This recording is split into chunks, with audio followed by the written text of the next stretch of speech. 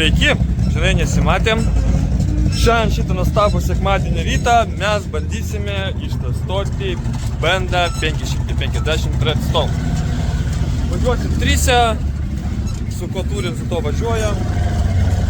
Ir štai jisai, štai jisai gražuliukas. Tai iš pradžių galvoju, kaip čia teisingai pradėti. Ar pradėti nuo išsamaus paaiškinimo, kaip kas jame veikia. Bet nusprendžiau, aš pats nei velnio nežinau ir geriausiai išsiaiškinti, kaip kas veikia, kai jau su juo išvažiuosi į kelią ir, kaip sakoma, eigoje.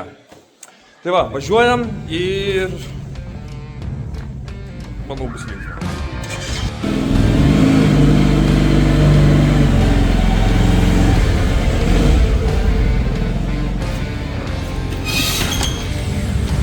Galėčiau iš karto pastebėti, kad šitam keturratei daiktadėžė yra labai maža.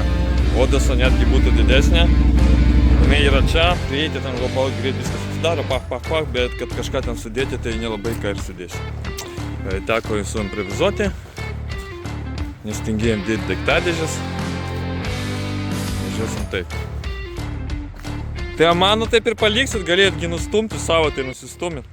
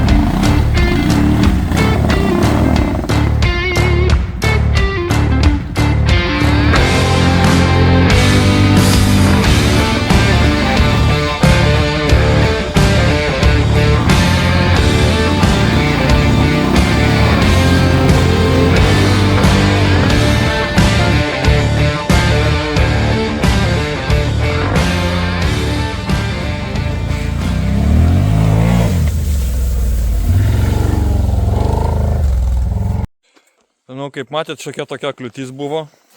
Tai pirmas įspūdis baloj su juo, tai nėra tai blogai. Aišku, pasijuto jo svoris, nes mes įsvėrėm, tai jisai sveria be vairuotojų su pilnu kuro bako 480 kg. Ir šitokia dugno apsauga, daugiau kažkokios įrangos išskyrus, dar ir gervė, kažką daugiau ant jo nėra. Bet tikrai neblogai kol kas. Manau, šiuo atveju padėjo, kad jisai iš šitų trijų keturračių aukščiausias. Būtų žemesnis, tai būtų gal ir problemų.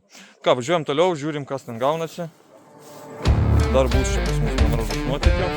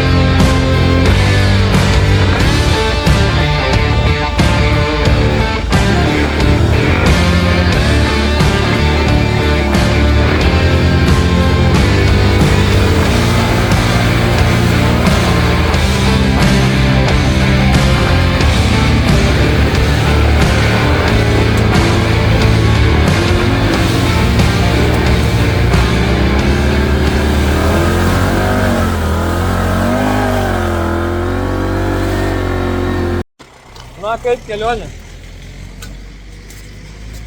Pats purviniausias, kaip visada. Nu, tai aišku, čia nekomentuosim. Nu ir ką benda. Tai dabar užsuksim parduotuvę. Ką nors nupirksim pavalgyti. Užsuksim į sodybą, pasikepsim. Ir manau, įdomesnė dalis prasidės jau po to. Nes iš esmės, kaip aš galvoju, įdomu, ar šitas keturratis tinka kelionė? Tai aišku, tinka. Bet žinot, mūsų Lietuvos raiderius, tai jiems labiau patinka, kai keturratis įveikinėja sunkumus. Tai bandysim tada truputėlį gilesnės vietas. Žinau, čia yra kelias miškovežių išvažiuotas. Ir truputėlį jau bus užaugęs, tai pabandysim tam pravažiuoti. Ir pažiūrėsim, kaip čia mums seksis. Nes aš tikėt, deškais neparašęs, truputėlį nei snorkelio, nei radiatorių. Tai truputėlį atsargiau reikės, bet iš esmės vis tiek ką patinėti. Važiuoji ir netikėtai opa!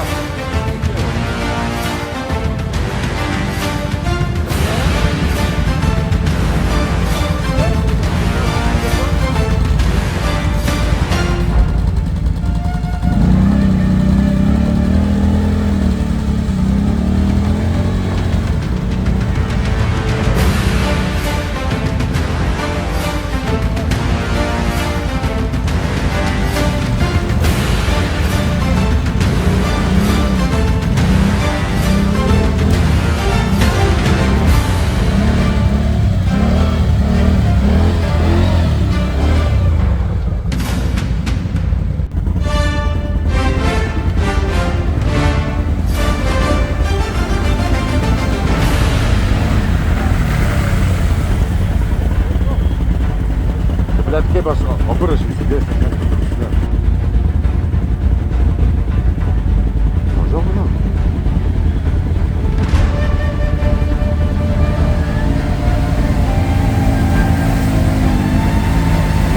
Kaip paskelbti?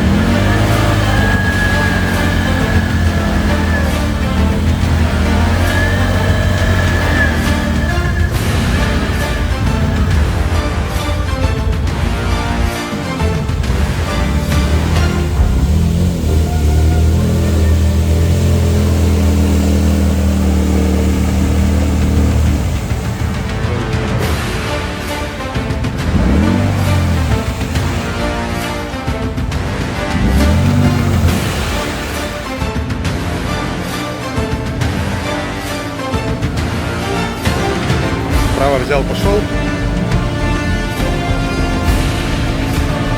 Ой.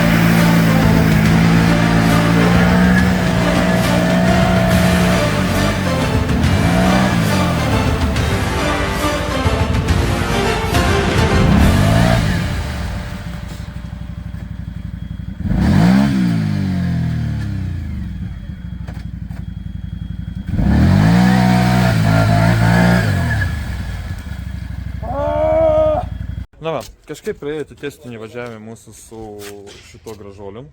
Dabargi trumpam grąžinsim, padarysim porą update'ų, nes važiuojant mums pritrūko arkų praplatinimų, visus purvos gaudavosi, būdavo štai čia, nuo galinio rato.